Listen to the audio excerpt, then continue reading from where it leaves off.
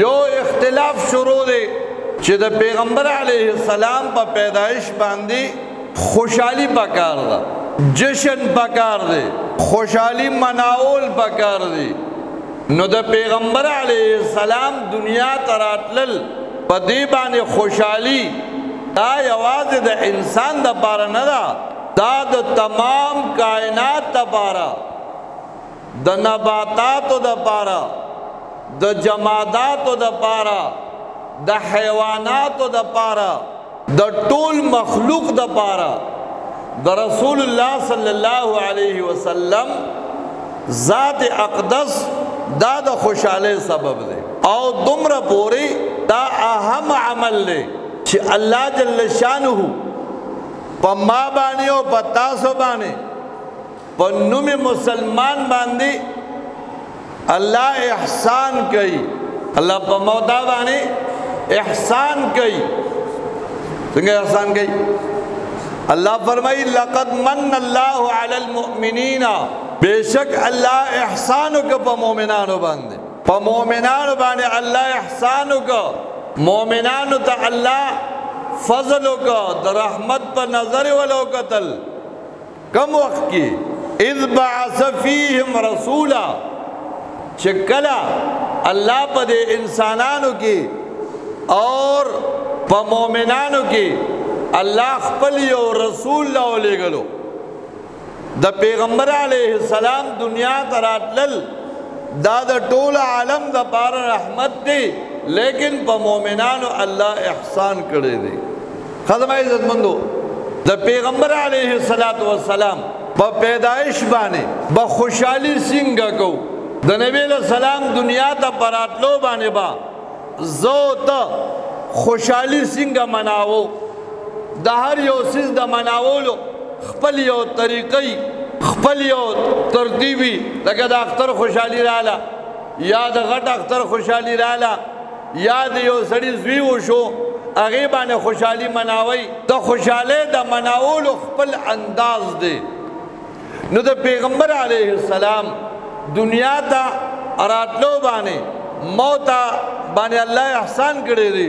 مونگ با دا خوشحالی سنگا مناو، صرف دا سے با مناو کہ با ربیع الاول کے با پا جماعتونو باندی پا زیارتونو باندی بلفونو لگو، چراغان با جوڑ کو، او مولیان برازیو تقریرون با گیو نادخوانی بای دغا یو سور دی خوشحالی با مناو کو دا بار ربیع الاول پورے. او بیا چکلا بار ربیع الاول ختم شی نو بیا با ما سر دا منز غم نی، بیا با ما سر دا محبوب صلی اللہ علیہ وسلم دا اخلاق و فکر نی، ما سر دا پیغمبر علیہ السلام پا نقش قدم بانی دا زندگی تیرول و غم نی. دا پیغمبر علیہ السلام پیدائش دا اکثریت روایت دادی کہ پا 9 ربیع الاول پیغمبر علیہ السلام دنیا تراغلے رہے. بیا دا پیغمبر علیہ السلام وفات دا بالاتفاق پا 12 ربیع الاول باندھ شوے دے. نن امت را پاسی او پا 12 ربیع الاول بانے دا پیغمبر علیہ السلام پا پیدائش بانے نم ورکی میلاد النبی صلی اللہ علیہ وسلم. میلادوی پیدائش تھا. او دا تصدموی دا خبر بیاد ساتے چی میلاد پیدائش دا پا 9 ربیع الاول لے او وفات بالاتفاق دا پا 12 ربیع الاول لے. نو مطلب دا چی پا 12 ربیع الاول بانے زا خوشحالی مناو، زا جشن مناو، زا چراغان کوم، زا بلفون لگوم، زا خوشحالی مناوم. نو معلوم مانا دا چیزا دا پیغمبر علیہ السلام پا وفات بانے خوشحالی مناوم، دا نبی علیہ السلام پا وفات کے دو بانے خوشحالی مناوم. زمان عزت مندو خوشحالی ماتا استوئے سنگا با مناو. دا پیغمبر علیہ السلام پا پیدائش بانے دنیا تراتلو بانے بزو تا خوشحالی سنگا مناو. سنگا خوشحالی چی یو لاکھ زلیل زرہ صحابہ کرام مناو کردے دا دقا سے خوشحالی با مناول دا ایمان وی دا به دین وي دا به اسلام وي. اوس په تاسو وایئ 1,40,000 صحابو د پیغمبر علیه السلام دنیا ته راتلو باندې څنګه خوشحالي منو کړې وه، نو حیات الصحابه وګورئ، حیات الصحابه وګورئ چې د صحابو زندگی څنګه وه. د سترګې د رب برابر صحابه د پیغمبر علیه السلام د طریقې نه او د سنتو نه خلاف زندگی نشتا، او که یو صحابی نه د پیغمبر علیه السلام د طریقې خلاف لږ شان عمل شوی دی، په هغې باندې هغه توبه او استغفار کړی دی چې دا د پیغمبر السلام. زه تاسو ته دا خبره ما یو ځل مخکې هم کړې وه، نن درته دوباره بیا کوم چې زه تاسو د پیغمبر علیه السلام دنیا ته په راتلو باندې خوشحالي به څنګه مناوو.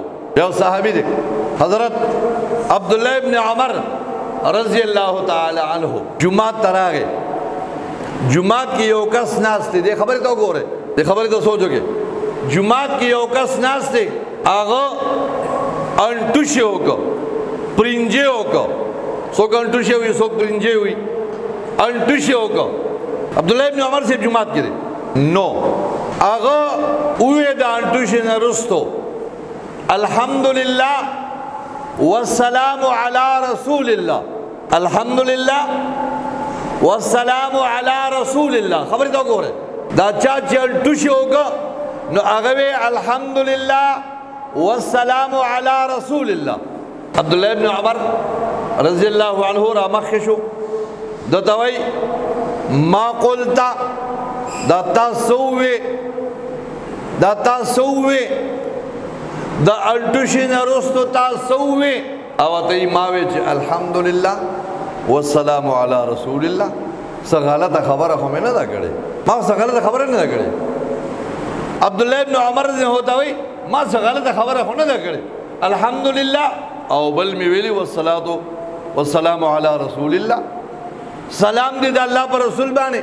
عبدالله ابن عمر رضی الله عنه ورته وفرمایل ما ته ګورئ، ما تاسو ته ویلي وو چې د پیغمبر علیه السلام دنیا ته په راتلو باندې خوشحالي به دې ته مناول وی.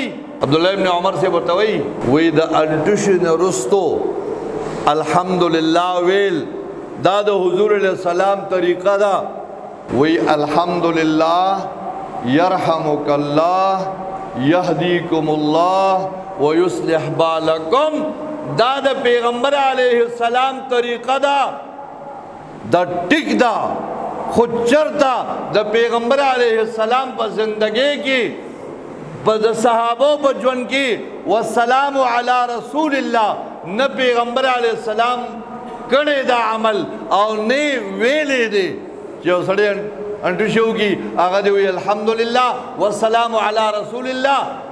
نو چونکې دا والسلام علی رسول الله نه ګناه ده، په پیغمبر سلام باندې سلام لېږل دي، لیکن دا د پیغمبر علیه السلام طریقه نه ده، دا د پیغمبر علیه السلام طریقه نه ده.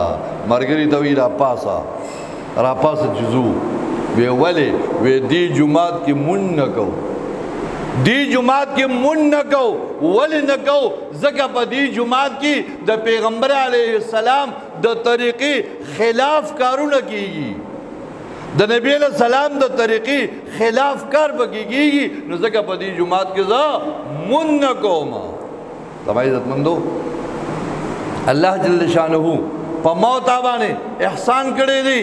لقد من الله علی المؤمنین، الله په مؤمنانو احسان وکړ چې په دوی کې پیغمبر راولېږه. دا پیغمبر څه لپاره راغلی؟ چې زه ته خپله زندګي راوالو، خپل ژوند راوالو، خپل مړی جمدی راوالو، خپل غم خادي راوالو، او د پیغمبر علیه السلام د طریقې سره ټچ کو، ملو کو، وګورو